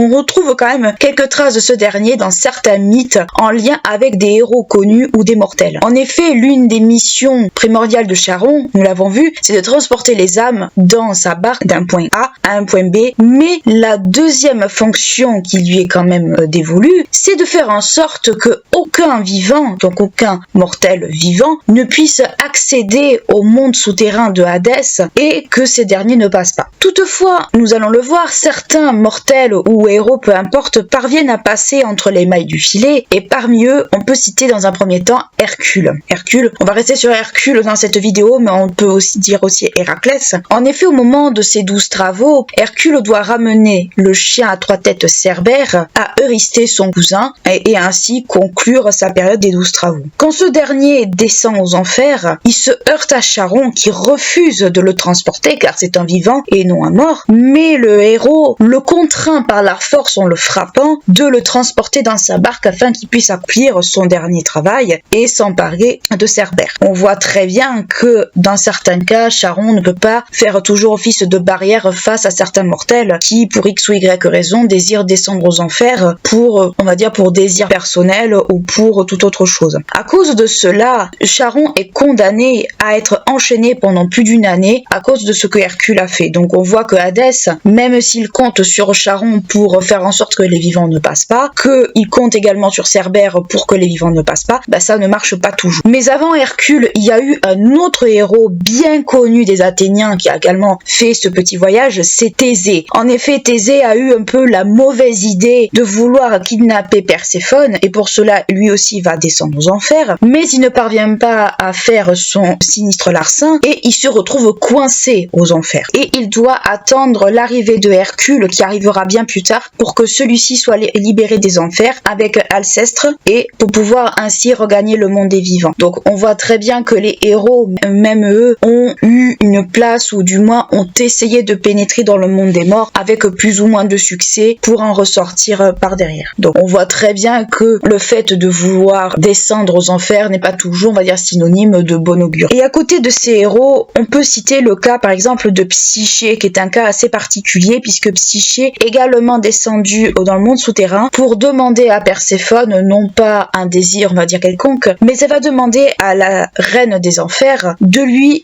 donner un cosmétique pour rester jeune, pour pas que sa beauté se flétrit. Mais la jeune Psyché a quand même prévu son coup, puisqu'elle ne souhaitait pas, on va dire, être en désaccord, ou du moins mettre Charon en porte-à-faux. Cette dernière avait quand même prévu dans son voyage 2 oboles à donner à Charon, une pour l'aller, une pour le retour. Donc on voit très bien que même si Charon n'a pas pour première fonction de laisser passer les mortels, enfin du moins les vivants, il n'empêche que si on le respecte un minimum, si on respecte sa fonction, cela peut quand même le faire. Donc on voit que d'un côté on a une version irrespectueuse, violente avec Hercule, et de l'autre côté avec Psyché, une version plus respectueuse, plus enclin à vouloir faire en sorte que Charon ne soit pas sanctionné pour ce qu'il a fait. Donc on peut dire que la créature a une espèce d'ambiguïté justement dans les mythes, où on peut se demander véritablement si sa mission n'est pas aussi motivée par l'argent, ou si sa mission au contraire il l'accomplit de façon normale sans se poser trop de questions. On pourrait se l'imaginer, on peut accorder beaucoup de choses justement à ces personnages-là. Et à côté justement de ces fameux personnages un peu extraordinaires que Thésée et tous les autres, on a également quelques mortels connus, et notamment Orphée. On en a déjà parlé de Orphée avec Hadès. Je rappelle très brièvement que Orphée a réussi à charmer à la fois Charon et Cerbère pour que celui-ci puisse passer et accéder au monde souterrain et plaider sa cause auprès de Perséphone et de Hadès, à savoir que ce dernier souhaite remonter à la surface avec son épouse décédée Eurydice, car cette dernière est morte suite d'une morsure de serpent. Donc on voit que dans certains cas, on peut éventuellement se dire que Charon n'est peut-être pas le personnage le plus inflexible qu'on peut se l'imaginer, mais ça reste une image qu'on peut lui accorder au fil des mythes et au fil des lectures. Dans l'Énéide, c'est un peu différent, parce que l'Énéide de Virgile relate en fait plus une recherche d'un personnage comme plein d'autres. Et dans l'Énéide, c'est notamment le héros Énée qui lui par contre descend aux enfers dans le but justement de rencontrer son père, mais ce dernier fait preuve de respect envers Charon comme Psyché avant lui, à savoir il accorde une obole à Charon pour que ce dernier puisse passer et rencontrer son père. Donc qu'est-ce qu'on peut dire de justement de ce que je viens de vous raconter, c'est que dans les mythes, en fait, selon qui Charon va avoir affaire en face de lui, il va y avoir une certaine forme de respect de sa personne de la part des héros ou des mortels, et il va y avoir, alors Hercule c'est un exemple on va dire assez particulier, mais avec l'exemple d'Hercule, on peut voir que Charon n'est pas un personnage infaillible, c'est pas un personnage qui peut, on va dire, faire en sorte que les mortels ne puissent pas passer dans le monde des morts. Ça c'est vu avec tous les exemples que je viens de vous donner, mais concrètement on voit que la mission première de Charon c'est de transporter d'abord les âmes, et dans les rares cas c'est arrivé les vivants, mais c'est très rare. En général il ne transporte absolument pas les vivants, et c'est l'une de ses fonctions principales. Alors oui, nous venons voir quelques exceptions, mais sachez que ce sont des exceptions qui montrent que Charon n'est pas un personnage infaillible dans le monde souterrain, mais que ça reste un personnage qui est quand même à l'image du fait d'une certaine forme d'équilibre, à savoir que les vivants n'ont pas à rentrer dans le monde des morts, et c'est lui qui doit faire rempart à ce niveau-là. Alors il n'y est pas tout le temps arrivé, nous venons le voir, mais c'est lui qui doit se poser en rempart, et c'est lui qui a cette fonction psychopompe dont nous avons déjà parlé, notamment avec les morts, mais avec les vivants il va faire la même chose, mais à contre-cœur. Donc on voit qu'il y a une notion à dégager de ça, c'est que les vivants en fait n'ont pas leur place dans le monde des morts, et que ces derniers ne doivent pas se mélanger au monde des morts. C'est un peu ce que représente également Charon dans les missions qui lui sont accordées. Perséphone est connue sous le nom de Corée ou de Cora, qui signifie jeune fille. Elle prend le nom de Perséphone quand elle se marie avec Hadès et qu'elle devient la reine des enfers. Par plus de facilité, on va rester sur Perséphone pour que ça soit beaucoup plus facile à comprendre et qu'on s'y perde pas. Elle est la fille de Zeus et de Déméter. Toutefois, certaines sources lui donnent d'autres parents. En effet, on lui donne pour parents Déméter comme mère et Poséidon comme père, ou encore Zeus comme père et la nymphe Styx comme mère. Donc on garde un des deux parents, mais c'est juste le partenaire qui change. La plupart du temps, c'est la première version que Perséphone soit la fille de Déméter et de Zeus qui est la plus souvent retenue et le plus souvent mise en avant. Elle est la déesse de l'agriculture, du printemps et des céréales, mais notamment le blé. Elle fait partie des déesses vénérées à Éleusis et fait l'objet d'un culte à mystère au même titre que Déméter ou encore Dionysos, et parfois on les associe tous les trois ensemble. Elle est également décrite comme étant douce et aimable dans les sources, mais Perséphone a aussi un caractère infernal qui est très proche en fait de celui de sa mère. Donc on voit très bien que même si c'est une déesse liée à la végétation, à une déesse végétale, elle a quand même d'une certaine manière les mêmes traits que Déméter, les mêmes attributs que Déméter, mais aussi également, puisqu'on l'associe à Dionysos, aussi des tas d'attraits de Dionysos au sens où elle est capable d'attirer des catastrophes ou du moins d'en provoquer. Dans la mythologie grecque, Perséphone est liée à plusieurs mythes qui la concernent parfois directement ou indirectement. Le plus connu d'entre eux est celui de son enlèvement par Hadès. En effet, avec la concomitance de Zeus et d'Aphrodite, Hadès tombe amoureux de Perséphone et il décide tout simplement de l'enlever et d'en faire son épouse. Alors qu'elle cueille des narcisses ou des violettes selon les versions en compagnie des nymphes non loin de l'Etna, alors ça va dépendre, l'Etna c'est en Sicile, mais ça va dépendre aussi des sources que vous consultez, soit le lieu de son enlèvement a lieu dans la plaine de Nyssa, soit à Éleusis, soit à Lerne, où vous avez le fameux Hydre, soit à Hermione, oui, ce n'est pas seulement le nom de l'ami d'Harry Potter, ou encore à Paros. Donc plusieurs lieux pour l'enlèvement, mais la plupart du temps, c'est les plaines de l'Etna qu'on va le plus souvent retenir. Bien décidé à l'épouser et en faire son épouse, Hadès surgit des profondeurs de la terre sur son char tiré par des chevaux bleus et il enlève tout simplement la jeune déesse malgré les protestations des nymphes et de celles qui tentent de s'interposer, notamment Cyanée. Les cris de détresse de Perséphone au moment de son enlèvement alertent immédiatement des divinités, à savoir Hécate et Déméter sa mère. Sa mère la recherche pendant 9 jours et 9 nuits et durant ce temps, aucune végétation ne pousse, c'est-à-dire aucune céréale ne pousse, c'est là une famine totale et cela entraîne un certain nombre de catastrophes tant pour les dieux que pour les humains. Au bout du 10e jour, c'est Hélios qui avoue la vérité à la déesse, à savoir que Hadès a enlevé sa fille. Par colère et surtout par, on peut imaginer par fureur, cette dernière décide de ne plus laisser pousser quoi que ce soit justement sur la terre et elle quitte le mont là tant que sa fille ne lui est pas restituée. Cette famine que Déméter provoque par sa fureur a plusieurs conséquences, notamment le fait que les humains ne peuvent plus se nourrir et donc ne peuvent plus faire d'offrandes aux dieux. Voyant que la situation a une tournure de plus en plus épineuse, Zeus veut tenter une conciliation entre les différentes parties, à savoir trouver un terrain d'entente et arrêter la famine pour que les humains puissent continuer à faire des offrandes aux dieux. Le seigneur de l'Olympe envoie alors Hermès dans les enfers auprès de Hadès afin de le convaincre de rendre la jeune fille justement à sa mère, de la laisser remonter justement à la surface auprès de sa mère. Le seigneur des enfers, bon gré mal gré, accepte de la laisser remonter sous une certaine condition, à savoir qu'elle n'ait pas consommé quoi que ce soit, du moins la nourriture destinée aux morts. Malheureusement, entre-temps, Perséphone a consommé des graines de grenade, faisant qu'elle ne peut plus remonter justement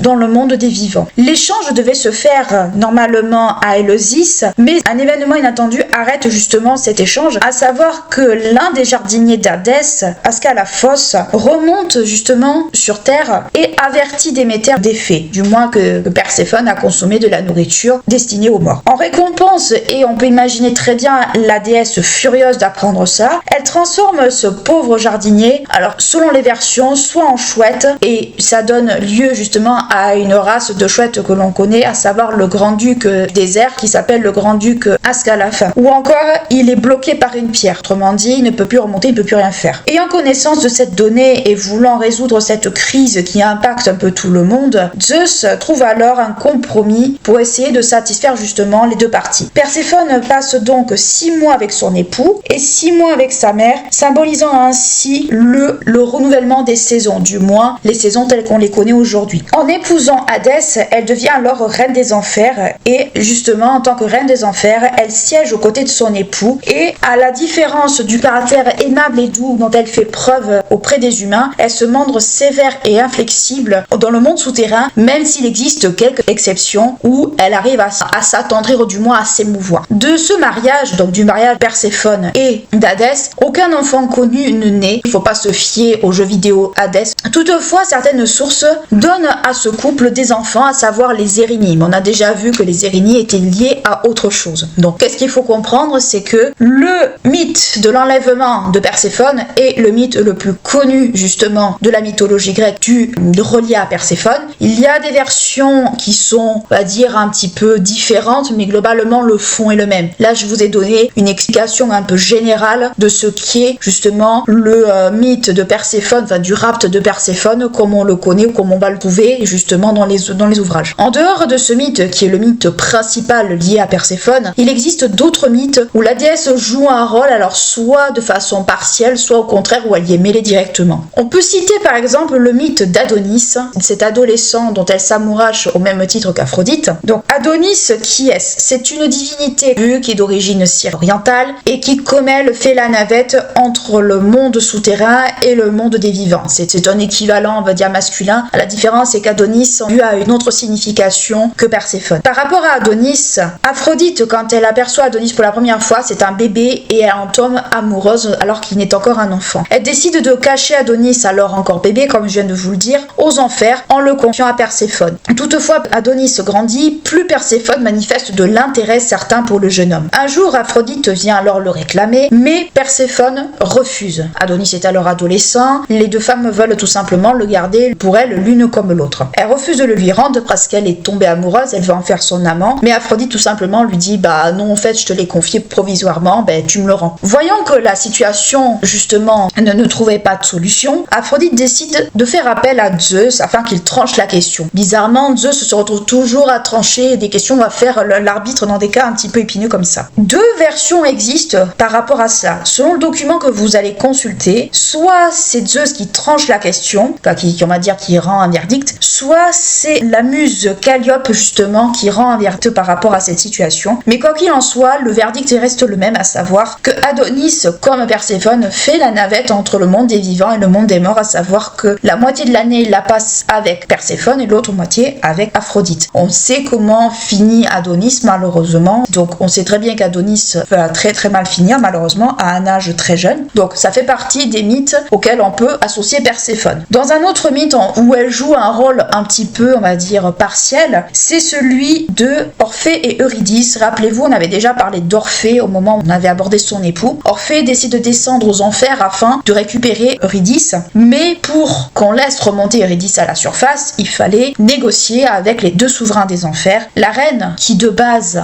est décrite comme implacable, inflexible et sévère, se laisse attendrir tant par le chant et la musique d'Orphée que par les arguments justement qu'il donne. Elle se laisse émouvoir. Donc on voit très bien que le caractère doux et aimable de Perséphone est toujours présent, malgré ce caractère quelque peu sévère qu'on peut lui accorder justement dans les sources. Et dans un autre mythe, toujours pareil, Perséphone joue un rôle où elle est, on va dire, tout aussi conciliante, à savoir le mythe du devin Tirésias, qui au moment de sa mort et de sa venue aux enfers, la reine décide tout simplement de lui accorder à titre exceptionnel de garder le sens de la raison et le don de divination, faisant de lui un peu le devin du monde souterrain. C'est un personnage très peu connu, mais qui a une importance, j'ai envie de dire, assez particulière justement par rapport à tout le monde de la divination, ce genre de choses dans la mythologie grecque. Dans un autre mythe qui la relie à Zeus, qui est assez partiel, mais où on va dire on peut la relier d'une certaine manière à Zeus, cette dernière, on va dire, va faire partie des amantes, on va dire des maîtresses de Zeus, à savoir que pour séduire la déesse, faire se métamorphe en serpent, pour la séduire, il fait exactement ce qu'il a fait avec ses autres maîtresses, à savoir qu'il ne se montre pas tel qu'il est, mais il choisit de se métamorphoser en animal, c'est déjà arrivé dans d'autres mythes, et de son union avec Perséphone naquit un enfant qui sera Zagreus. Il a eu un enfant avec la déesse, soit. Mais un autre mythe également que l'on peut, et ce sera le dernier que l'on peut citer justement par rapport à Perséphone, c'est une deuxième tentative d'enlèvement dont elle fait l'objet par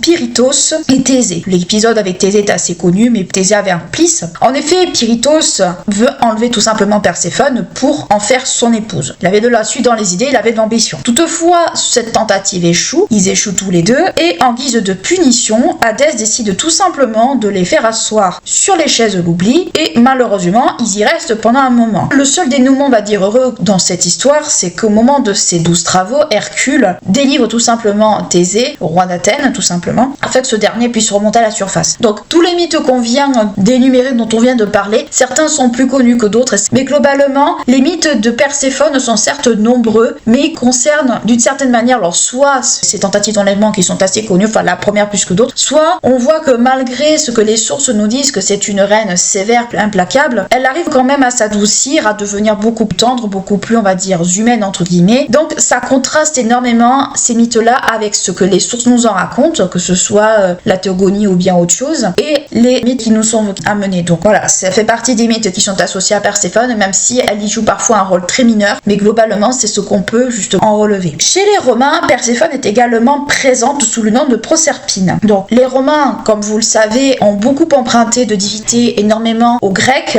ou alors aux Égyptiens par le biais de syncrétisme entre des divinités grecques et des divinités égyptiennes, ce qui fait que le panthéon romain est un panthéon qui est assez particulier puisque ce n'est pas un panthéon qui leur est propre. Les Romains ont beaucoup de syncrétisme et ont beaucoup emprunté, comme vous le savez déjà, aux Grecs. Donc on n'est pas très surpris de retrouver justement Perséphone sous un autre nom chez eux. Toutefois, elle est considérée comme la fille de Cérès, qui est un équivalent un peu de Déméter. Voilà, on se sont inspirés encore une fois justement des Grecs, mais elle est vénérée d'une certaine manière. Elle est vénérée notamment au mont Aventin, mais elle est également associée à d'autres divinités comme les Moires, et qui sont des divinités qu'on retrouve également chez les Romains, mais appelées sous un autre nom, et les Ilithyes, qui sont aussi des divinités qu'on associe très souvent à Zeus. Et elle est également associée à son époux, mais chez les Romains, Hadès était appelé dans ses qualifications Dispater, donc c'est un équivalent d'Hadès, mais c'est Hadès, c'est un de ses noms. Donc elle est associée justement encore une fois à Hadès, et dans ce cadre-là,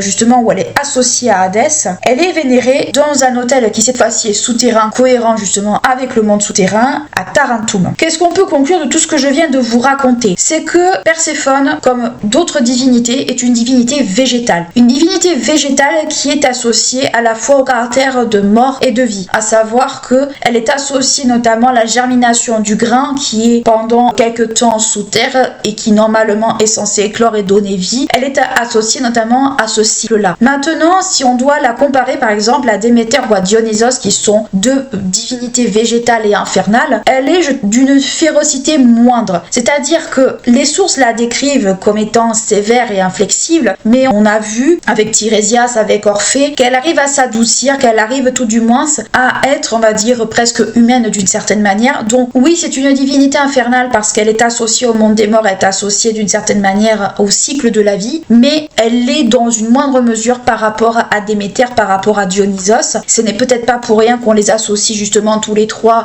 au culte à mystère, à Éleusis et même ailleurs. Donc c'est une divinité où on a beaucoup de mythes qui la relient de près comme de loin, où elle a des fois par exemple une place assez mineure, mais toujours est-il que c'est une divinité qui reste malgré tout importante, qui reste une divinité qui fait l'objet de pas mal de cultes, dans soit des cultes à mystère, soit des cultes on va dire normaux, mais qui est une divinité qui reste malgré tout, je dirais pas une divinité secondaire, mais une divinité qui est beaucoup moins inflexible et implacable que peut l'être d'autres divinités végétales qu'on a déjà traitées. On pourrait être même mis au même titre un peu d'Onis, c'est une divinité en fait qui n'est pas malfaisante, qui est une divinité que même si on la qualifie d'infernale, n'a pas on va dire le caractère par exemple féroce de sa mère, elle n'est pas dans cette espèce un peu de caractère punitif au sens où sa mère, Déméter, a déclenché une famine parce qu'elle ne retrouvait pas sa fille, et quand elle a su très bien où c'est, elle ne remontait pas, elle ne nourrirait pas ni les dieux ni les hommes. Dans d'autres mythes, on a vu que à un moment, elle avait dévoré sans le savoir une épaule, donc un caractère assez dévoreur, mais dévoreur destructeur. Donc il y a toute une symbolique autour de Déméter qu'on ne retrouve pas chez Perséphone. Perséphone, c'est plus lié à la germination du grain, si le grain va pousser ou pas. Donc oui, d'une certaine manière, elle est peut-être liée au côté destructeur par rapport à ça, côté infernal par rapport à ça, mais dans les mythes que je viens de vous citer, dans les mythes qu'on peut lui associer, le caractère féroce en fait n'est pas le premier caractère qu'on lui attribue. C'est pas un caractère qui va de soi quand on pense à Perséphone. On voit plus une souveraine des enfers qui siège aux côtés de son époux. On voit plutôt une jeune déesse qui est associée à certains personnages clés de la mythologie. Mais globalement,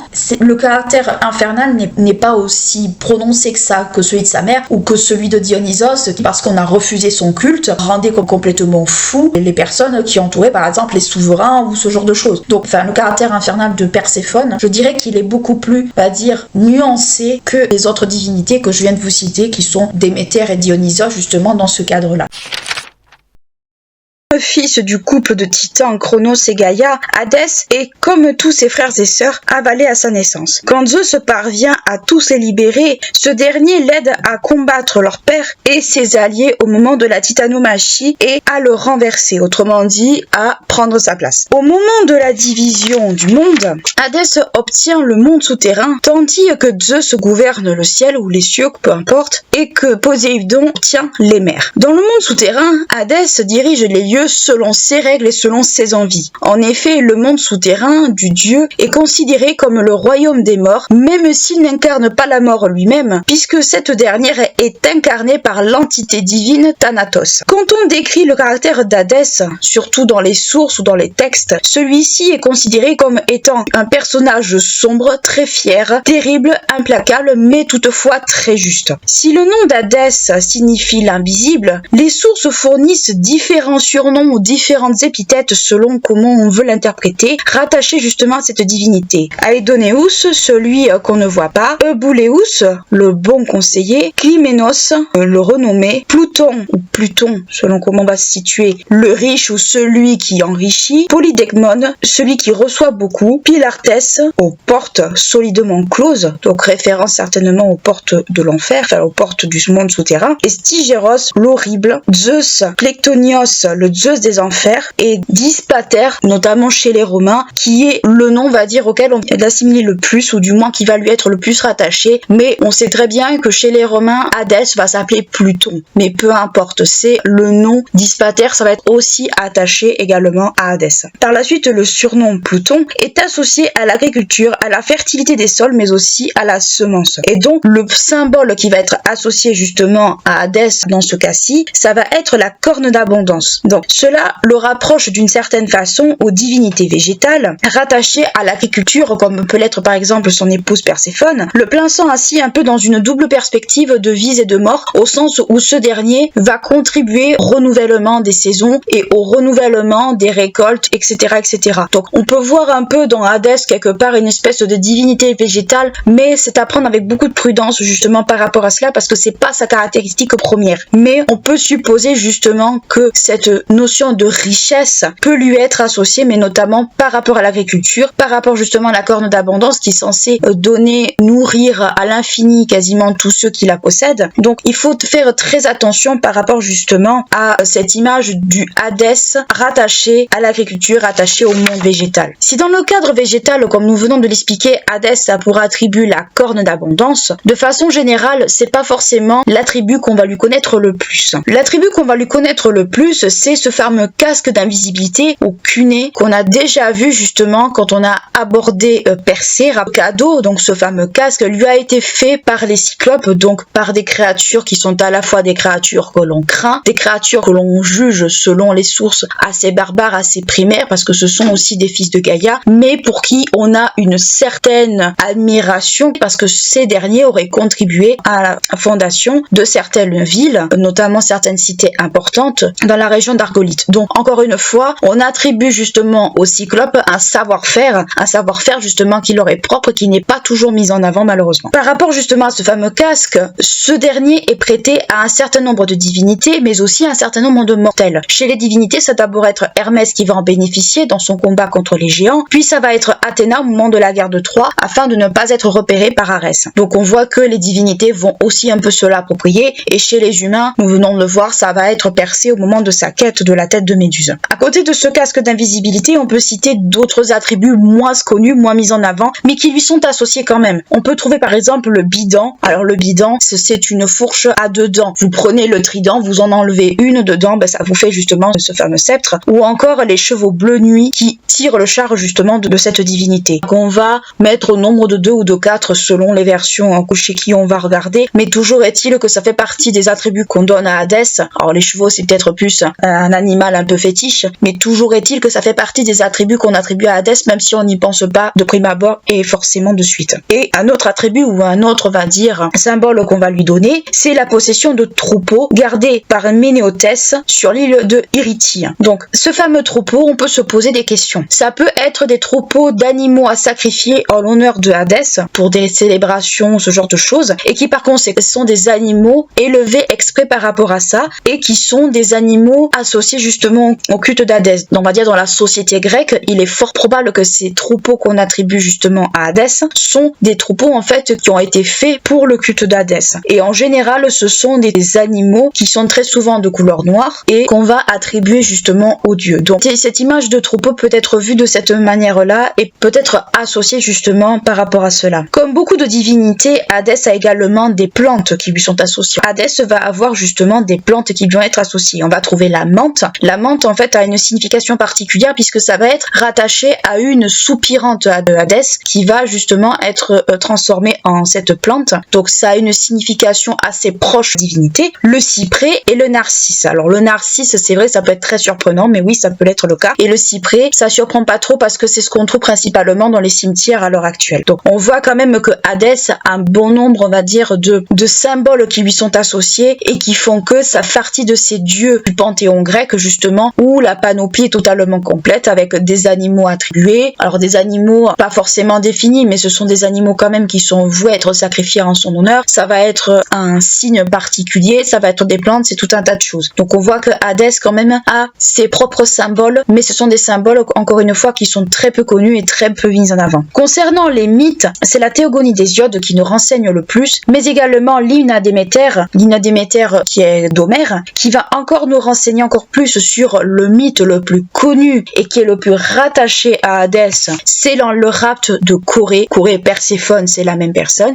mais Corée car elle va prendre le nom de Perséphone quand elle épouse Hadès. En effet, avec la complicité plus ou moins cachée et certaine de Zeus, Hadès parvient à enlever Corée alors qu'elle cueillait des fleurs avec compagnie des nymphes, donc avec les suivantes. Sa mère est alors mise au courant de sa disparition et elle se met à chercher cette dernière. Déméter, elle interroge un peu tout le monde, toutes les divinités qu'elle peut croiser, personne ne lui répond, personne ne sait où Corée se trouve, Corée ou Perséphone, peu importe, sauf Hélios le soleil, qui voit tout et qui est au courant de tout et qui avoue la vérité justement à Déméter. Cette dernière étant au courant des événements, a pris tout simplement la décision de ne plus laisser pousser quoi que ce soit fruits, végétation et tout ça, tant que sa fille ne lui est pas restituée. À savoir que cette décision va impacter tant les humains que les dieux, puisque les humains ne peuvent pas se nourrir et que les dieux ne peuvent pas avoir d'offrande. Malheureusement, les choses vont se compliquer un petit peu entre-temps, puisque Perséphone ou Corée, peu importe, va consommer des aliments destinés aux morts. À savoir qu'elle va consommer un grain, alors ça va être soit un grain, soit un pépin de grenade, peu importe, et comme c'est une nourriture destinée aux morts, cette dernière ne peut plus remonter sur Terre, car tout simplement, elle est rattachée au monde souterrain. Voyant que la situation ne se débloque pas dans le monde des humains, Zeus décide d'intervenir. Il convoque les deux parties, sauf que les deux parties ne sont pas d'accord, donc il convoque Hadès et Déméter. Aucun des deux ne veut flancher, donc Zeus va trouver un compromis. Il va décider que pendant 6 mois, qui va correspondre à peu près à l'automne et à l'hiver, Perséphone va rester avec son époux, d'où le fait qu'elle va prendre le nom de Perséphone à ce moment-là, et les 6 autres mois, elle va les passer avec sa mère, qui va correspondre à l'été et au printemps. L'accord est conclu entre tous, et du coup, Perséphone fait la navette entre les deux mondes, et pour, on va dire, saluer la noce de son frère Hadès, Zeus va leur offrir la Sicile. Donc, comme quoi, chacun y trouve un peu son compte. Mais en dehors de ce mythe, qui est propre à Hadès d'une certaine façon, si on peut dire ça ainsi, il y en a d'autres dans lesquels il intervient, mais il intervient de façon assez mineure. On peut citer surtout les exemples de Hercule, de Sisyphe, de Orphée, mais parmi d'autres. Mais ce sont des mythes qui sont rattachés aux humains, aux héros principalement par rapport à Hercule, mais surtout aux humains. Par rapport à Hercule, mais ça va se passer justement lors de cette fameuse période des 12 travaux d'Hercule. Le dernier travail de Hercule, c'est de ramener auprès d'Eurysthée le chien à 3 têtes, donc animal gardien, Cerbère, justement, et le chien qui garde la porte des enfers. Le héros parvient à pénétrer dans le monde de Hadès. Le dieu essaie vainement de lui faire comprendre qu'il faut qu'il retourne de là où il vient, mais Hercule s'entête. Hercule, Héraclès, j'utilise le mot Hercule volontairement parce que c'est plus facile pour tout le monde. Donc le dieu essaie de lui dire de dégager, mais sans succès. Hercule parvient quand même à récupérer Cerbère, et par la même occasion, il blesse également Hadès à l'aide d'une de ses flèches, obligeant Hadès dans ces cas-là à aller se faire soigner sur le mont Olympe, car c'est une blessure qui est quand même assez grave. En même temps qu'il est sur place, Hercule va faire un peu autre chose que de s'approprier juste la fameuse créature. Il va décider de libérer Alceste. Alceste, c'est une épouse qui a accepté en fait de prendre la place de son époux dans le monde des enfers à la place de ce dernier, et il va en profiter également pour libérer Thésée, qui est le héros athénien et qui a eu un peu la mauvaise idée de vouloir enlever l'épouse d'Hadès, Perséphone. Donc il en profite pour libérer ces deux personnages qui sont plus ou moins connus, plus ou moins mis en avant, mais il va en profiter justement pour libérer ces deux-là. Donc on voit quand même que Hadès est quand même relié quelque part également aux mortels ou aux héros dans le cas d'Hercule. Pour vous donner une idée également de à quoi ressemblait Cerbère, c'est, si vous êtes fan de Harry Potter, c'est le chien à 3 têtes touffu, le chien à Hagrid, c'est exactement la même chose. Par rapport aux mortels justement qu'on peut encore une fois relier à Hadès, on peut également inclure Orphée. Orphée, c'est un poète qui est relativement très connu et qui est tombé follement amoureux d'une nymphe,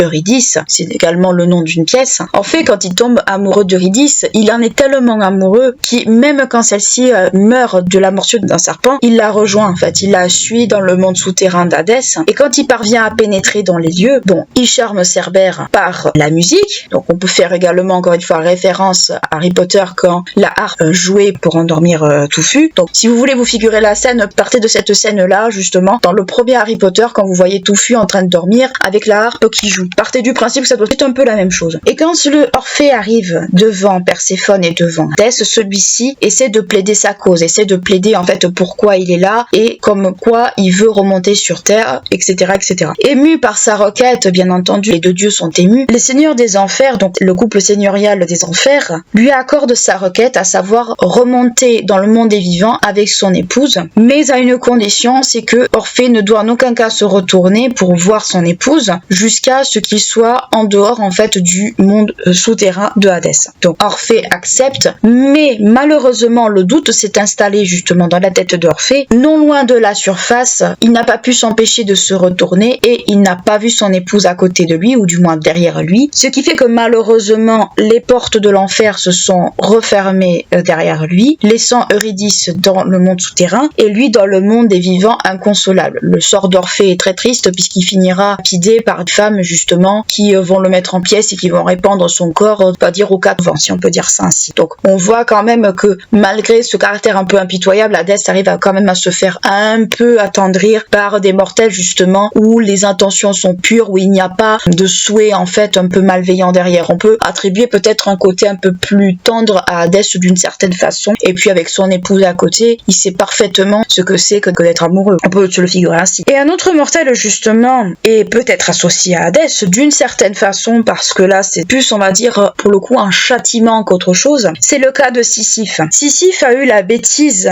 de dénoncer le rapt d'Égir Zeus, et Zeus l'ayant, comme on peut se dire, très très mal pris, a tout simplement décidé de foudroyer Sisyphe et de l'expédier directement aux enfers, et Sisyphe a eu comme châtiment en fait de pousser un rocher jusqu'en haut d'une colline, sauf qu'à force le boulet retombe, etc., etc. Donc un châtiment, on va dire, très très très cruel, au même titre que bien d'autres châtiments réservés à des mortels bien trop orgueilleux et bien trop stupides en fait pour se rendre compte de leur bêtise. Ces mythes-là, surtout le mythe de Sisyphe, remet un peu en perspective un peu la condition humaine et l'absurdité de la condition humaine, surtout peut-être le rapport entre les dieux et les mortels. Même si c'est quelque chose d'assez violent, ça fait partie justement un peu de ces leçons d'humilité que les mythes justement cherchent à nous transmettre par rapport à la condition humaine. Mais cela montre aussi également que même si on a vu que des héros et des mortels ont quand même réussi à pénétrer dans le royaume de Hadès, il n'empêche que c'est un royaume, encore une fois, qui obéit à ses propres règles et que Hadès est le seul à décider à savoir qui rentre et qui sort de son royaume, même si la plupart du temps personne n'en sort. Il faut voir un peu la divinité Hadès comme une divinité qui régit en fait un ordre dans son propre monde. Le monde de Hadès, ça désigne à la fois le dieu et le lieu qui est justement sous son autorité. C'est un lieu en fait qui est régi par des règles qui sont de l'ordre en fait d'un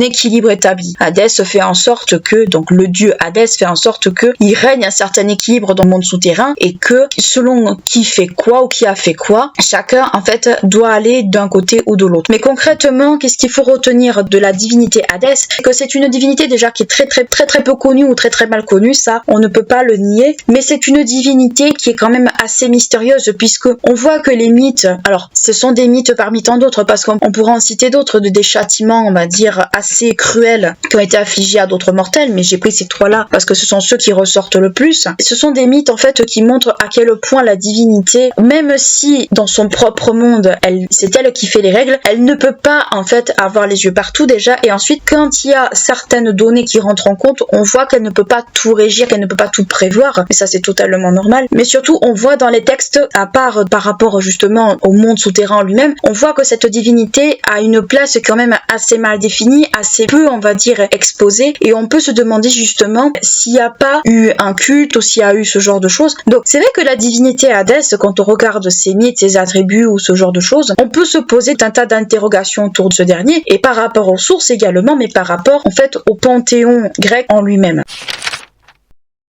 N'hésitez pas à liker, clocher la vidéo si elle vous a plu, à vous abonner à la chaîne si ce n'est pas encore fait. Moi je vous dis à très bientôt pour un nouveau podcast et d'ici là prenez bien soin de vous.